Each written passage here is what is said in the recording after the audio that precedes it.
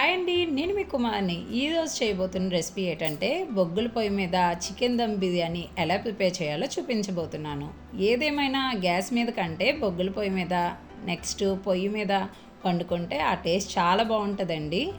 ఇలా ఒకసారి ట్రై చేయండి, చాలా బాగుంటుంది. ముందుగా చికెన్ని శుభ్రంగా వాష్ చేసుకొని ఒక బౌల్లో తీసుకోవాలి. ఇందులో తగినంత ఉప్పు, కారం, చిటికెడు గరం మసాలా పౌడరు, జీరా పౌడర్, చిటికెడు చికెన్ మసాలా పౌడరు, 30 కప్పు వరకు ఆయిల్, 1 కప్పు వరకు పెరుగు వేసుకొని వీటన్నిటినీ కూడా బాగా కలుపుకోవాలి.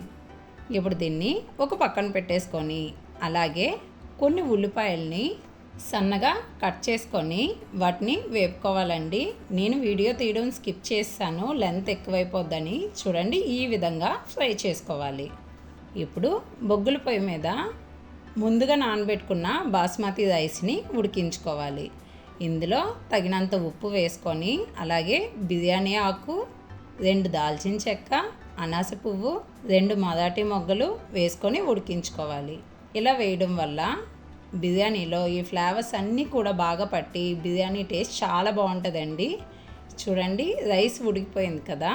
ఇప్పుడు దీన్ని పక్కన పెట్టేసుకొని కుండ తీసుకొని అందులో 1 కప్పు వరకు సన్ఫ్లవర్ ఆయిల్ని వేసుకోవాలి. ముందుగా మిక్స్ చేసి పెట్టుకున్న చికెన్ని ఇందులో వేసుకోవాలండి. ఉడికిన అన్నాన్ని ఇలా కొద్దిగా జాలిగరిటతో తీసుకొని ఇలా వేసుకోవాలి.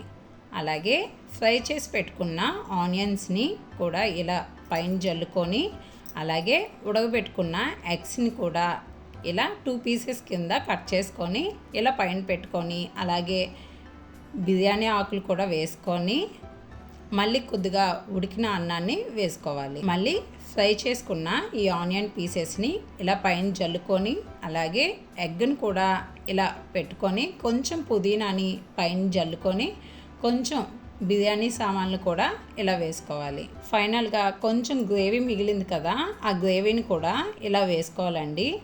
అలాగే మిగిలిన అన్నాన్ని కూడా మళ్ళీ ఇలా ఫ్రై చేసుకున్న ఆనియన్స్ పీసెస్ని కూడా ఇలా వేసుకొని ఎగ్ పెట్టుకొని కొంచెం పుదీనా ఆకులను కూడా వేసుకొని కొంచెం మిగిలిన ఆ గ్రేవీని కూడా ఇలా వేసుకొని ఫైనల్గా ఒక సిల్వర్ ఫాయిల్ తీసుకొని ఇలా పైన క్లోజ్ చేసుకోవాలండి. క్లోజ్ చేసుకొని మూత పెట్టుకొని ఒక 5 మినిట్స్ పాటు ఉడికించుకోవాలి.